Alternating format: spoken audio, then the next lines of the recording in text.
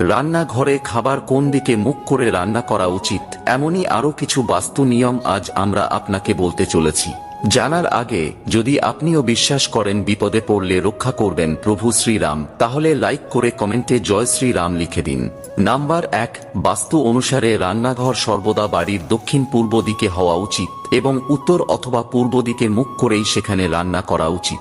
Number 2, electronic জিনিস যেমন fridge, micro oven, mixer ইত্যাদি জিনিস রান্নাঘরের দক্ষিণ পূর্ব কোণে রাখা উচিত।